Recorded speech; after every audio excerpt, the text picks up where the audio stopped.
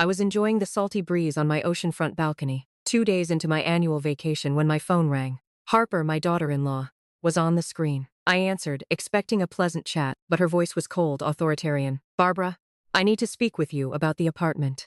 My parents just arrived unexpectedly, and they want to spend a few days here at the beach. You know how they are. They need their space, their privacy. So it would be best if you went to a hotel for a few days. Don't worry, it's only 5 or 6 days. We'll take care of everything here. The sound of the waves faded into the background. For a moment, I thought I had misheard. I looked around my condo, at the flower pots I'd planted, the wrought iron table I'd found at an antique fair, the ivory curtains I'd sewn with my own hands. Every object in this place held my sweat, my tears, my history. Excuse me? I managed to articulate. Barbara, don't make this difficult. Catherine and Richard are used to a certain level of comfort. They can't just stay at any random hotel, and this condo is perfect. Besides, you can stay anywhere simpler. You're not that demanding. I already spoke with Caleb, and he agrees. It's best for everyone. Every word was a slap in the face. She wasn't asking, she was ordering. In my apartment, the one I bought with the money I earned scrubbing other people's toilets while she was still in College, spending her parents' money. Harper, this is my condo. I came here to rest. I heard a short laugh, almost a snort. Barbara, let's be realistic. This place will eventually belong to Caleb anyway, meaning it'll be ours. We're being the family here. My parents want to get to know the property better, see the potential it has. Richard is an architect, you know, and he has wonderful ideas for remodeling. You could take this opportunity to go to that budget motel off the highway. I saw they have good deals. Something inside me broke, not with explosive rage, but with a cold, crystalline clarity. In that instant, holding the phone and staring at the infinite horizon of the ocean, I made a decision. I wasn't going to scream. I wasn't going to argue. I wasn't going to beg for respect from someone who clearly would never have it for me. I was going to play her own game, but better. Understood. Harper, give me an hour to pack my things. There was a surprised silence on the other end. She probably expected resistance, tears, pleading. My calm threw her off. Oh, well, perfect. Then I appreciate you being reasonable. I'll text you when you can come back. She hung up without saying goodbye. I stood there on the balcony, phone in hand, listening to the waves again. But now every sound was different. The water hitting the rocks sounded like a war drum. The wind whistling through the palm trees sounded like a battle cry. And I, Barbara, the woman who had endured humiliations for 3 years with a polite smile, was about to teach my daughter-in-law the most important lesson of her life. I walked into the apartment and moved slowly through each room. The living room with its comfortable furniture, chosen piece by piece. The dining room, where I imagined so many happy family dinners. The kitchen, where I prepared Caleb's favorite meals every time he visited. The 2 bedrooms with their beds dressed in Egyptian cotton sheets I bought at a special sale. All of this was mine, only mine, and no one, absolutely no one, was going to snatch it from me with a simple phone call. I pulled my suitcase from the closet and started packing a few things. But my mind was already working on something much more important.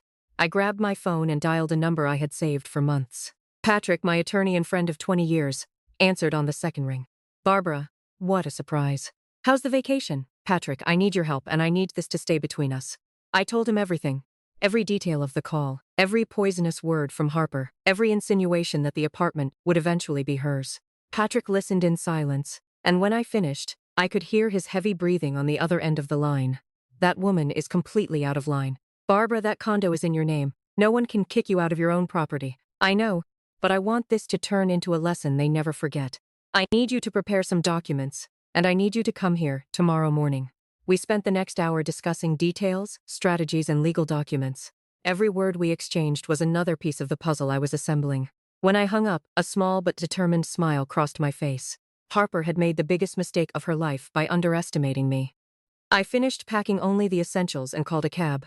While I waited at the building's entrance with my suitcase, I saw a luxury SUV pull up. It was Harper, accompanied by Caleb and 2 older people I assumed were her parents.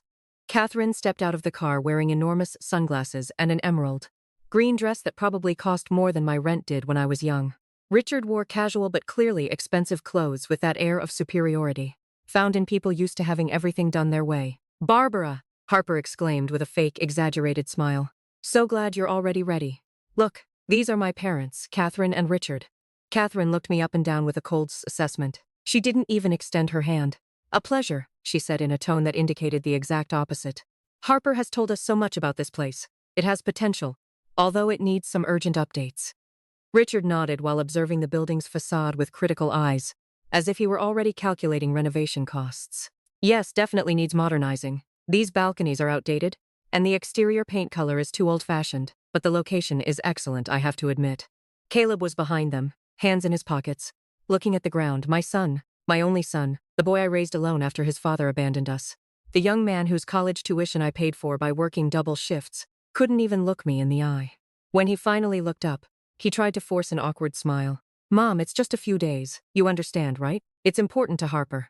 Those words hurt more than everything Harper had said on the phone. My own son choosing his in-laws' comfort over his mother. I swallowed the lump in my throat and nodded calmly. I wasn't going to give them the show of watching me crumble. Of course, son. Enjoy your stay. I took my suitcase and got into the taxi that had just arrived. As the car pulled away, I saw them enter my building, their backs straight, their heads held high, as if they were entering their rightful domain. The next morning, Patrick arrived at my temporary hotel. He had a stack of documents with him. Everything is ready, Barbara. Are you sure you want to go through with this? More than ever, Patrick. Let's go. We arrived at my condo. I had given Patrick a spare key. As we entered, the apartment was a mess. Clothes strewn across the living room, empty food containers on the coffee table, a general air of disrespect. Harper and Caleb were nowhere to be seen, but I heard voices from the balcony. Catherine and Richard were there, sipping coffee, discussing renovation plans as if they already owned the place. This wall needs to come down, Richard was saying, gesturing broadly. We can open up the kitchen to the living room, create a more modern, open-concept space. And these old-fashioned tiles in the bathroom absolutely must go. I agree, darling, Catherine replied. And the furniture, it's so dated.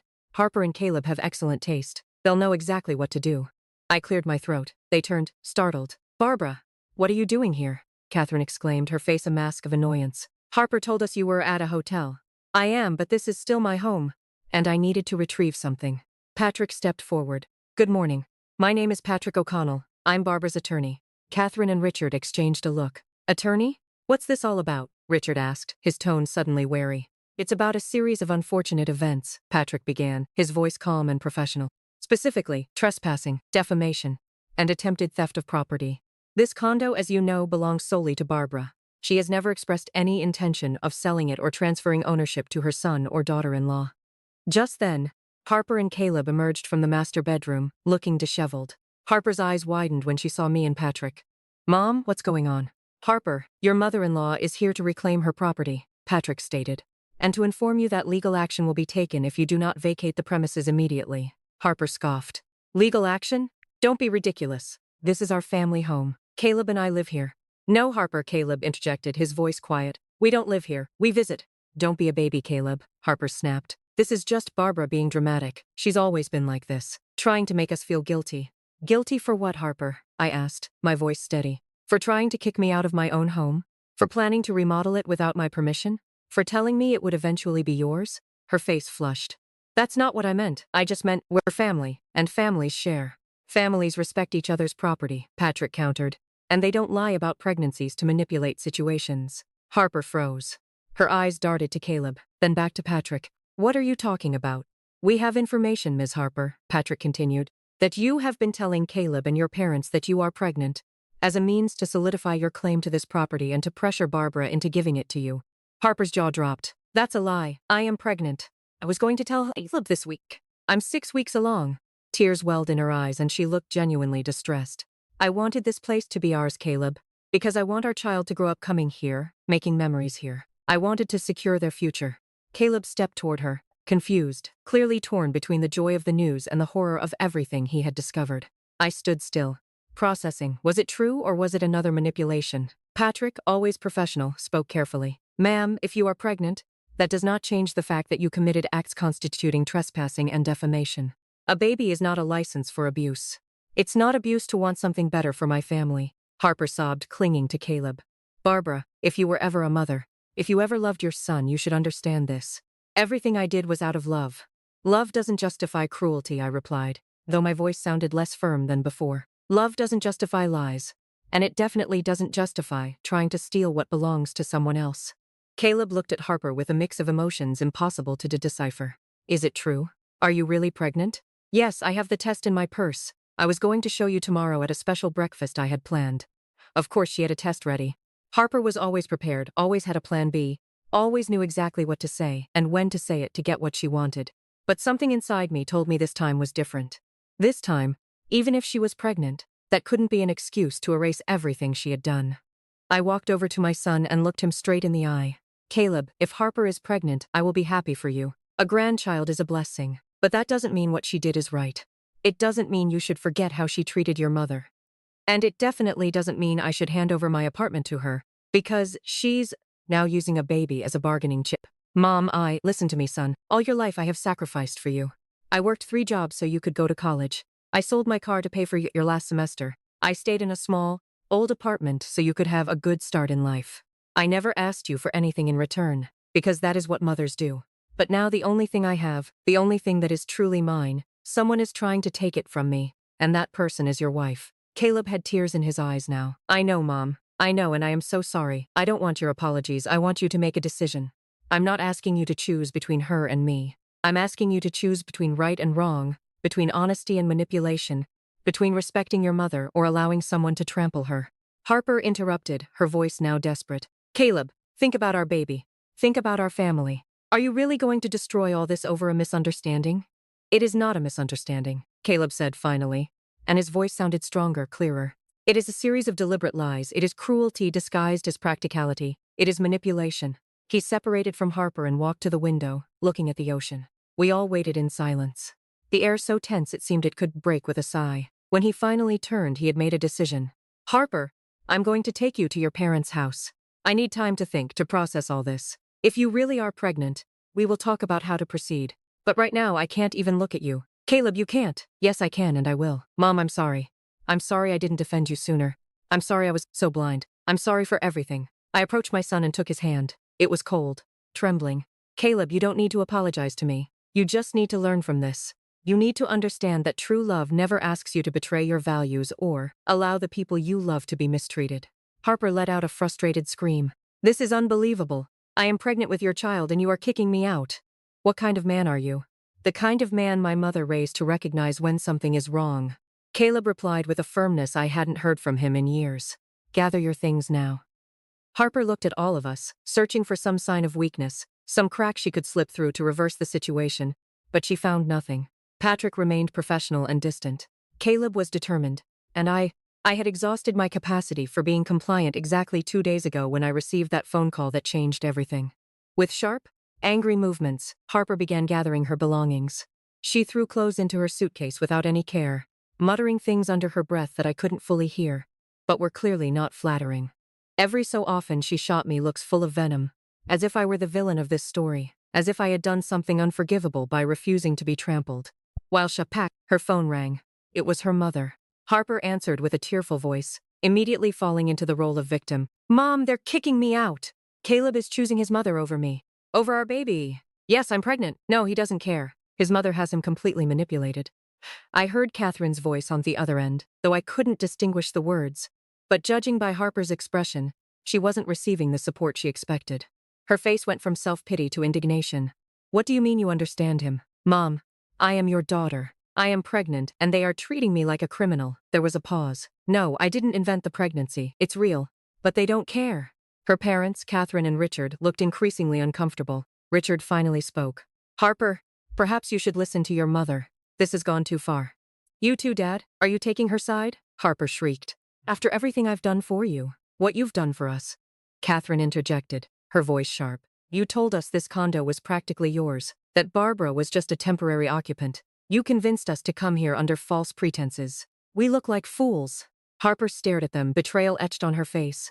Her own parents, her most loyal allies, were turning against her. The castle of lies was crumbling, brick by brick. Just then, the building's security guard knocked on the door. Ma'am, the police are here. There was a report of a disturbance. Harper gasped. Police? This is insane. You called the police on me? I did, Patrick confirmed calmly. For trespassing and harassment, and for attempting to defraud an elderly woman of her property.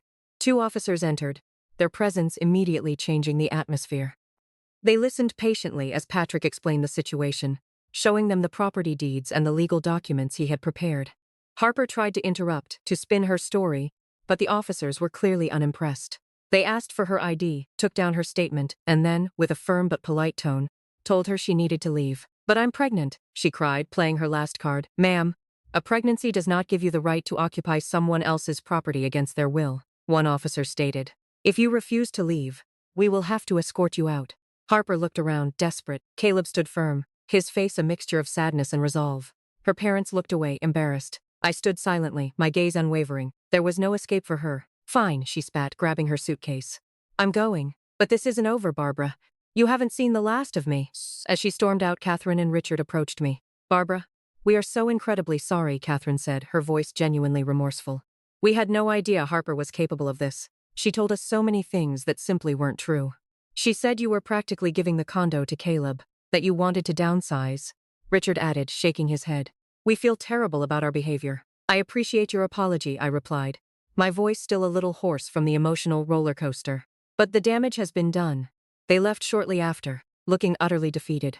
The officers stayed a few minutes longer, ensuring Harper had truly left, taking statements, documenting everything. When they finally left, the three of us went back up to the apartment in silence. Once inside, Caleb broke down, not with dramatic tears, but with a deep weariness that seemed to go down to his bones. It's over, it's really over. Yes, son, it's over. The following days were a whirlwind of legal activity. Caleb initiated divorce proceedings.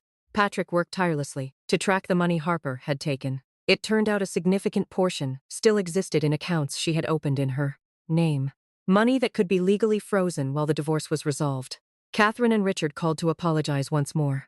They had a brutal conversation with Harper, confronting her about all her lies. She had finally admitted everything, but without showing real remorse, only anger at having been caught.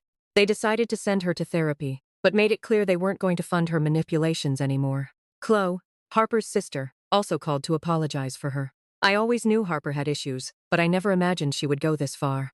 Thanks for not hating her completely. I don't hate her, I replied. Honestly, I feel pity for her. It must be exhausting to live constantly building castles of lies. 3 weeks later, Caleb and I were sitting on the apartment balcony, watching the sunset. The wounds were beginning to heal slowly but surely. My son had recovered some of his old spark, although now there was a wisdom in his eyes that wasn't there before. Mom, thanks for not giving up, he said suddenly. Thanks for fighting when I couldn't. I will always fight for you, son, and I will also fight for myself. That was the most important lesson of all this. What lesson? That being kind doesn't mean being weak. That being compliant isn't the same as being loving. And that sometimes the greatest show of self-love is simply saying no. Caleb smiled. A real smile this time. You know what's ironic? Harper wanted this condo so much she was willing to destroy everything to get it. And in the end, not only did she not get it, but she lost absolutely everything else. Greed blinds people, I replied. It makes them believe they deserve things they never worked to earn. And when they don't get them, they become victims in their own minds. The sun sank into the horizon, painting the sky in shades of gold and crimson. The waves continued their eternal rhythm, indifferent to human dramas. And I, Barbara, a 64-year-old woman who had worked her entire life for a piece of peace, had finally found it. Not because I had won a battle, but because I had learned that my voice, my dignity, and my space mattered as much as anyone else's. 2 months later, I received a certified envelope. It was from Harper. Inside was a handwritten letter. Barbara, I am not going to apologize because I don't believe I did anything wrong, but I want you to know that underestimating you was my biggest mistake. I thought you were weak because you were kind. I thought you were foolish because you were generous. I was wrong. Hope you're happy with your condo. I will find my own way. It wasn't an apology, but it was something. An acknowledgement that the world didn't work the way she thought, that she couldn't simply take what she wanted without consequences. I showed the letter to Caleb.